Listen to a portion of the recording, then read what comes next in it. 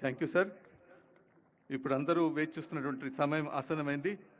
గౌరవనీయులు రాష్ట్ర ముఖ్యమంత్రి వర్యులు శ్రీ రేవంత్ రెడ్డి గారిని సభను ఉద్దేశించి ప్రసంగించవలసిందిగా కోరుతున్నాను.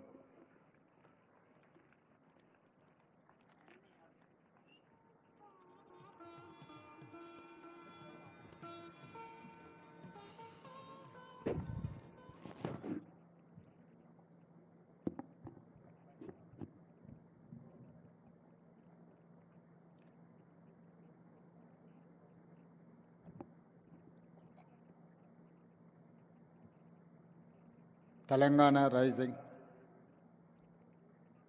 2047 Vision Document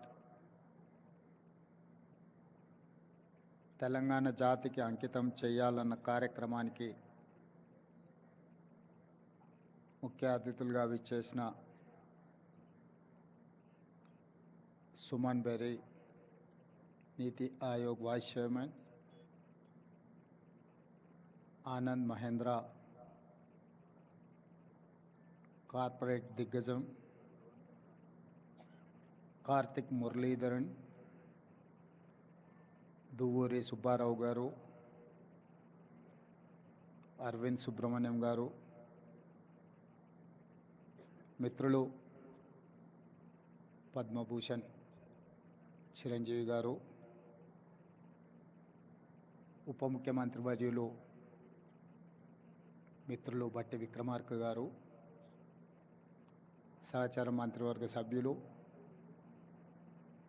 Tony Blair, Shantanu Narayan, Premji Vatsav, ఇతర పెద్దలందరూ తెలంగాణ రాష్ట్ర ప్రభుత్వం సంకల్పించిన విజన్ డాక్యుమెంట్లో మనల్ని ఎండార్స్ చేయడానికి, మన సంకల్పంలో భాగస్వామ్యం తీసుకోవడానికి విచ్చేసినందుకు 4 కోట్ల తెలంగాణ ప్రజల తరఫున వారికి మనస్ఫూర్తిగా అభినందనలు, కృతజ్ఞతలు తెలియజేస్తున్నాను. ఇందులో భాగంగానే ISB, NITI Aayog, government of India officials, state government officials, Telangana ప్రజల నుంచి కూడా ఈ పాలసీ డాక్యుమెంట్లో సూచనలు ఇవ్వమంటే ఆన్లైన్లో దాదాపుగా 4 లక్షల మంది పాల్గొని వారి యొక్క సూచనల్ని, సలహాలను తెలంగాణ రాష్ట్ర ప్రభుత్వానికి ఇవ్వడం జరిగింది. ఈ సందర్భంగా తెలంగాణ రాష్ట్రానికి, ఈ ప్రాంత మట్టికి ఒక గొప్ప చైతన్యం ఉన్నది. ఆ చైతన్యము ఒకనాడు జల్ జమీన్ జంగల్ కొమరం భీముడు ఆనాడు పోరాటం చేస్తే, ఆ తర్వాత సాయుధ రైతాంగ పోరాటంలో భూమి కోసం, భుక్తి కోసం, విముక్తి కోసం, ఈ ప్రాంతం కోసం, ప్రజల కోసం, పేదరిక నిర్మూలన కోసం, ఈ భూమి మీద ఆధిపత్యం సాధించాలనుకున్న వాళ్ళకు వ్యతిరేకంగా వేలాది మంది పోరాటాలు చేసి నేల కొరిగిన చరిత్ర ఈ తెలంగాణ ప్రాంతానికి ఉన్నది. ఆ స్ఫూర్తితోనే తెలంగాణ రాష్ట్ర ఏర్పాటు ప్రక్రియను శ్రీమతి సోనియా గాంధీ గారు, శ్రీ మన్మోహన్ సింగ్ గారు మన ఆకాంక్షల్ని నెరవేర్చిన, ప్రపంచంలోనే ఉన్నతంగా అభివృద్ధి సాధించగలిగిన శక్తి సామర్థ్యాలు మనకున్న, ఆశించినంత స్థాయిలో ప్రణాళికబద్ధమైన అభివృద్ధి జరగకపోవడం వల్ల ఈనాడు ప్రజలు ఆశిస్తున్న స్వేచ్ఛ, సామాజిక న్యాయం, సమానమైన అవకాశాల కోసం ఈ ప్రాంతం ఎదురు చూస్తున్నది. అందుకే ఈనాడు 4 కోట్ల తెలంగాణ ప్రజల యొక్క ఆకాంక్ష స్వేచ్ఛను, సామాజిక న్యాయాన్ని, సమానమైన అవకాశాలను అందించాలి అని తెలంగాణ రైజింగ్ 2047 విజన్ డాక్యుమెంట్ని ఈరోజు తెలంగాణ రాష్ట్ర ప్రభుత్వం తీసుకురావడం జరిగింది.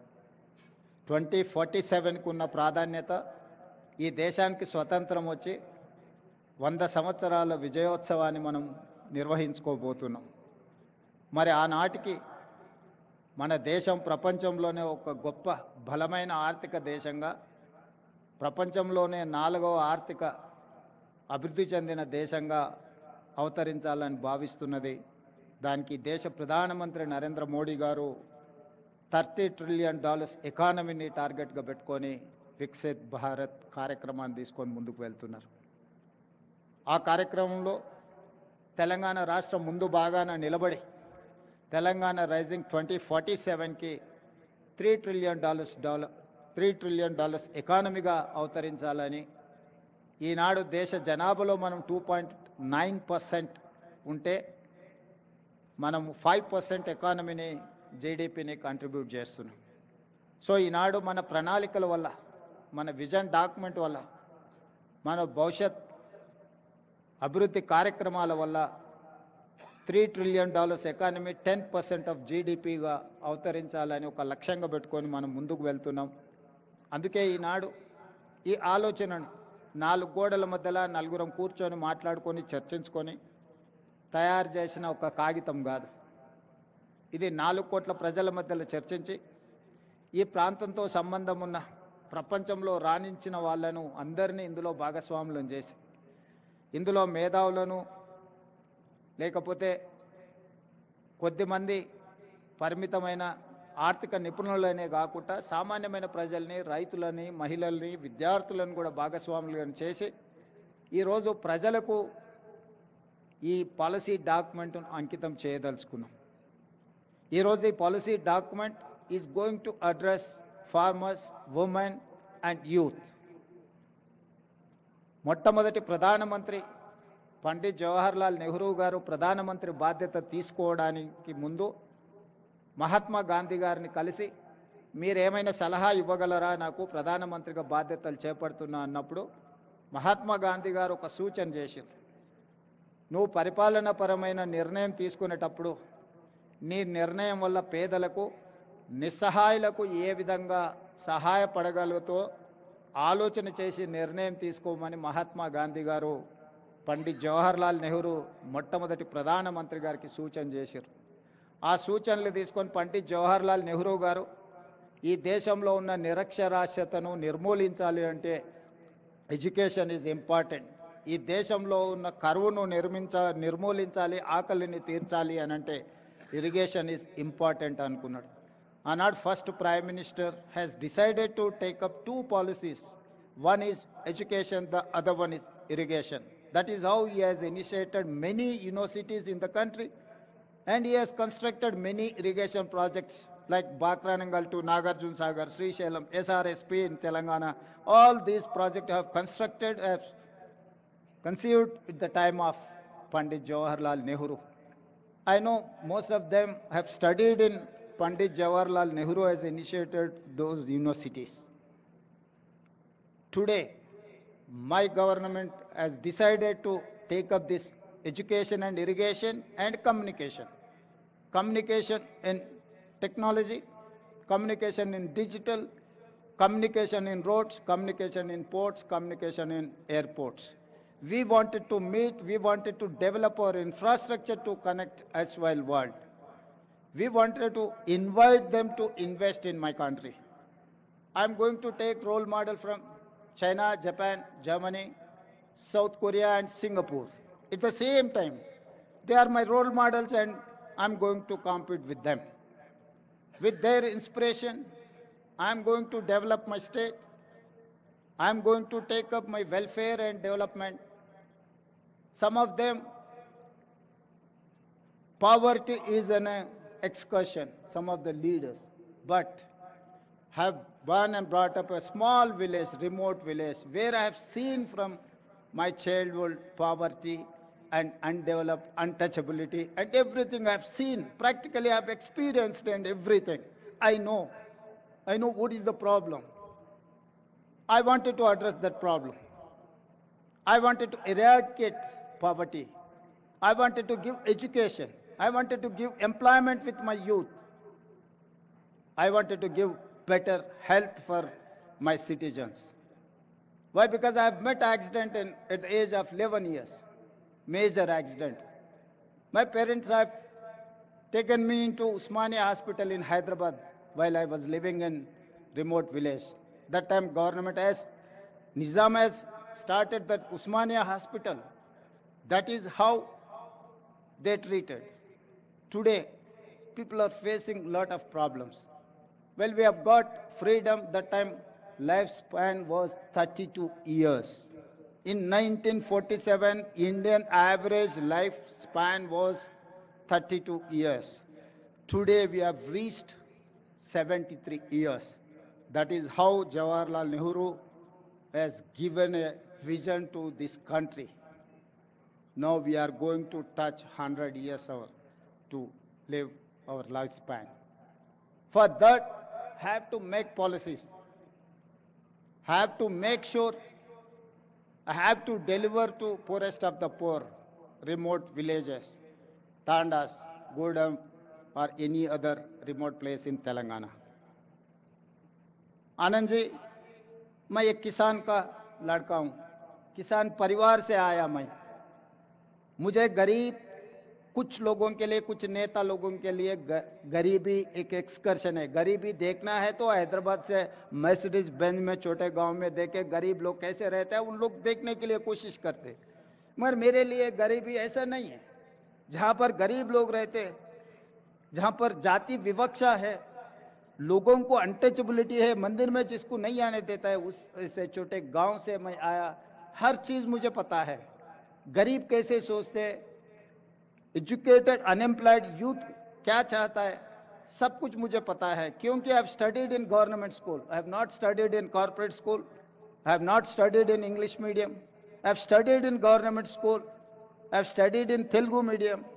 I know each and every problem in my remote villages, where Adivasis, where Dalits are living, where minorities are there.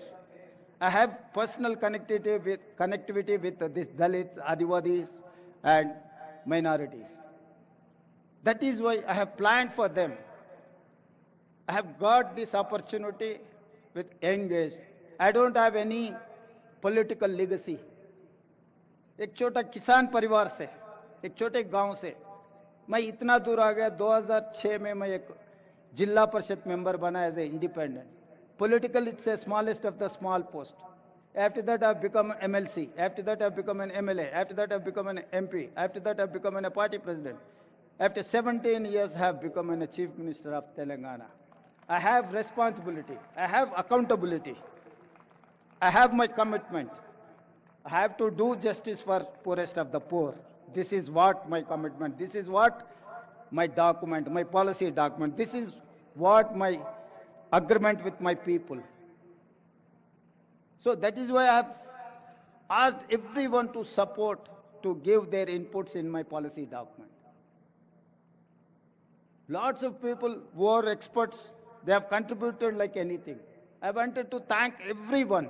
Why? Because this is going to create a path for my state, my youth. I have seen caste differences, जाति विवक्षा। सरकार इतने साल से कोई भी सरकार आप देखो, SC हॉस्टल अलग है, ST हॉस्टल अलग है, OBC हॉस्टल अलग है, माइनॉरिटी हॉस्टल अलग है। जहां पर आप जाति विवक्षा छोड़ना चाहते हैं, मगर वहीं पर सरकार पैसों से आप अलग अलग वर्टिकल्स बना रहे।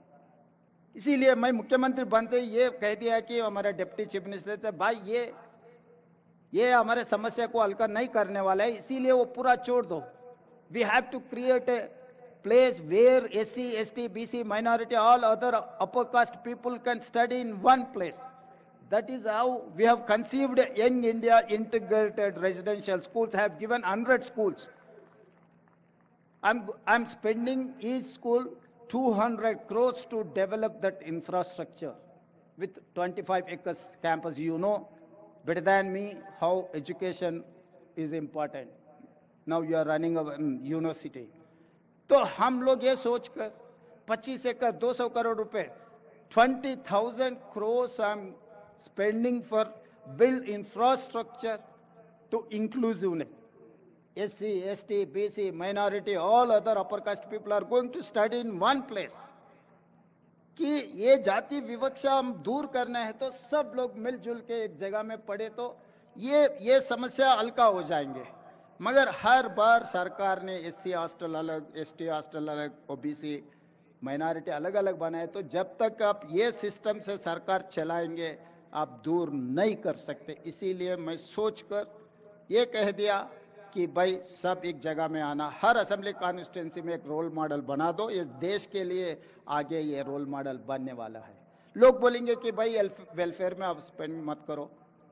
वेलफेयर में हम स्पेंड करना जब लेवल प्लेइंग फील्ड इक्वल आए तक हम देना जरूरी है, हमारा अकाउंटेबिलिटी है। तो इसीलिए I am spending lots of money in education. This is not welfare, this is not expenditure for me, this is investment my future. I'm going to invest on my future. They are going to build like anything. They are going to make my Telangana number one in India. My people are going to compete with South Korea, Japan or Germany. And second thing, after education he has initiated Jawaharlal Nehru ji, Sonia Gandhi ji, she has given Right to Education Act. Today education is there, but I can say authentically from this dais, there is no quality in our education. There is no skill in our education system. That is why I have initiated Young India Integrated School. That is why I have initiated Young India Skills University headed by Anand Mahendra. Anand Mahendra is my Skills University chairperson. Proudly I can say Anand Mahendra is heading Telangana Young India Integrated, Young India Skills University.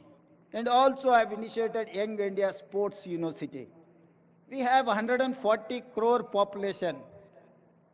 Unfortunately, or I'm sorry to say, we have not getting single gold medal in Olympics.